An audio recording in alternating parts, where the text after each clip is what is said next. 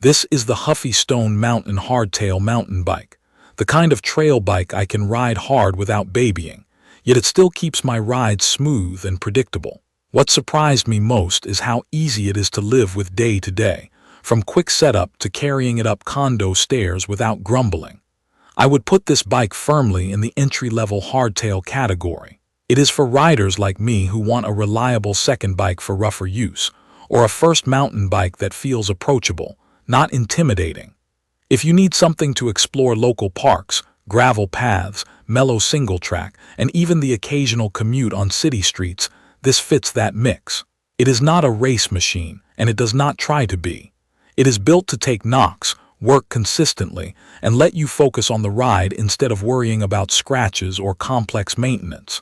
The design is straightforward in a good way. The frame is sturdy and gives a confident stance.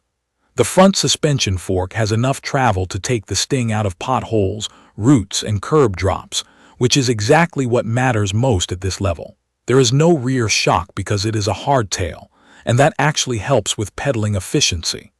The tires are knobby and grippy, and on the 24-inch wheels I chose, the bike feels like a middle ground between stability and quick handling. I prefer that balance for tight paths and small switchbacks where I need to thread through without wrestling the front end. The handlebars sit at a height that keeps me upright enough to look ahead and scan the trail, but not so high that climbing feels awkward. The saddle is one of those comfort-focused designs that actually earns the name. On longer rides, I feel cushioned without sinking into it. The paint and graphics are bright in a way that reads more premium than the price would suggest. The pedals are basic and they do the job, but I already plan to upgrade them after more miles. That kind of small tweak is normal for me on bikes in this class. Setting it up was a calm hour in my living room. The manual is clear, and the parts are laid out in a way that makes sense. I watched 2 assembly videos on the video site YouTube just to confirm the order of steps, and those matched the manual exactly. The wheels were true enough out of the box that I did not need to adjust spokes. The brakes needed a little centering, and the gear indexing needed a few quarter turns on the barrel adjuster, which is pretty standard. After that, the first spin around the block felt dialed in. Shifting uses a twist-style system with 21 total speeds.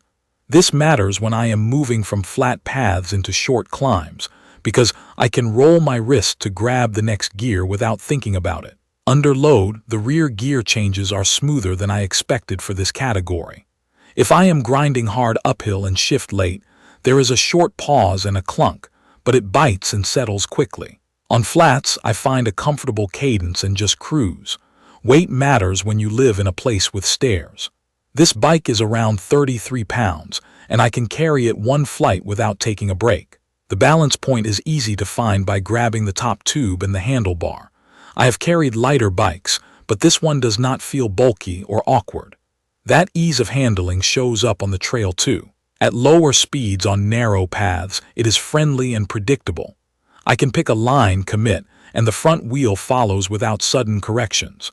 Core performance comes down to 3 things for me: control, comfort, and consistency. Control comes from the brakes and the steering. The rim brakes have plenty of bite once the pads are bedded in. The first couple of rides, they had that fresh pad squeak and a longer pull, but after a few hard stops, they settled. The levers give me a clear sense of how much power I am applying, and on dry dirt I can modulate without locking up. In the wet, I give myself extra distance because rim brakes need a moment to clear water, but even then they are predictable. Comfort is the combination of the front suspension fork, the tires, and the saddle. On washboard gravel, I can feel the fork working, smoothing the chatter so my hands do not go numb. I still feel the trail, which I like, but the sharp hits are muted. The tires have a flexible sidewall that helps with small bumps and roots. I usually run them a little softer on trail days and a little firmer if I know I will spend more time on pavement. The saddle stays supportive after an hour of rolling, and I appreciate the shape because it does not pinch when I am shifting weight forward on climbs. Consistency shows up in shifting and frame feel. The drivetrain stays quiet when it is clean and lubricated. After dusty rides, I give the chain a quick wipe and a drop of lube, and the noise goes away. The frame does not flex in a weird way when I sprint. It just transmits power with a little steel bike springiness, which is a trait I enjoy.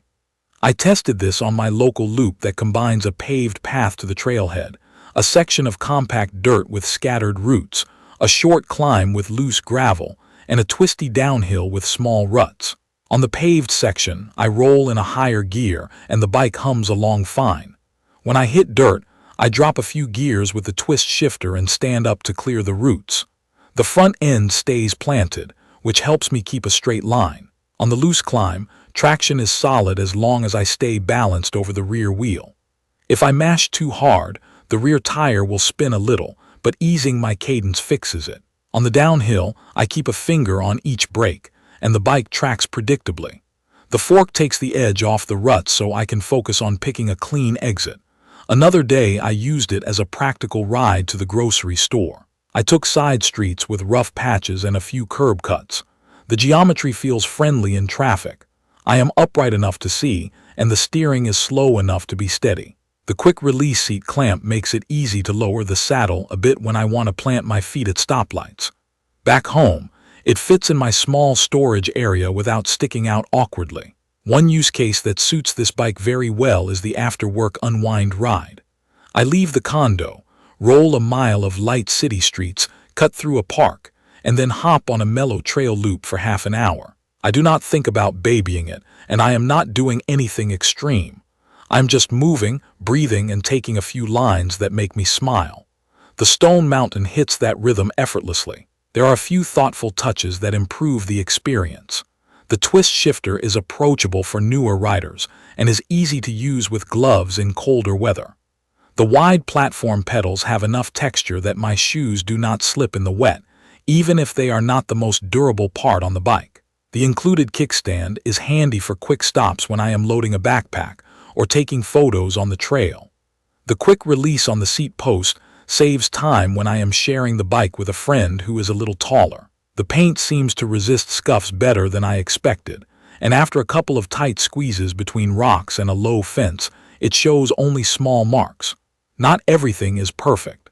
The front suspension fork is basic, and on repeated big hits it can feel a little bouncy.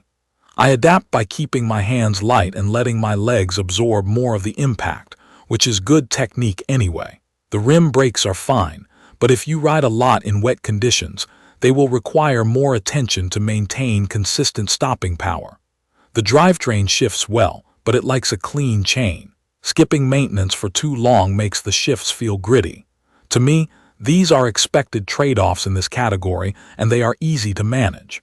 I chose the 24-inch size and it fits me well. If you are smaller or buying this for a younger rider, the 20-inch size is available. If you prefer a roomier feel and roll over bumps more easily, there is a 26-inch size.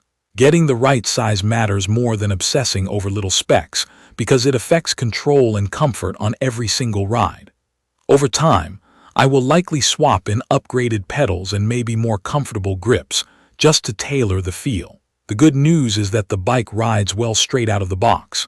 It delivers the fundamentals: a stable frame, gears that cover flats and climbs, a fork that smooths rough patches, and tires that bite into dirt. That foundation lets me just ride. If you are a beginner who wants a first mountain bike that feels easy to handle and does not overwhelm you with maintenance, this is a good fit. If you are like me and want a dependable second bike for rougher use, something you can lock up outside a coffee shop or toss in the back of a car without anxiety, it makes a lot of sense. Riders who need a very light frame, advanced suspension, or hydraulic brakes will want to look higher. For everyone else, especially riders who value simple durability and a pleasant ride, the Huffy Stone Mountain Hardtail mountain bike hits the mark. I will post full information about the Huffy Stone Mountain Hardtail mountain bike in the comments section. See you in the following videos.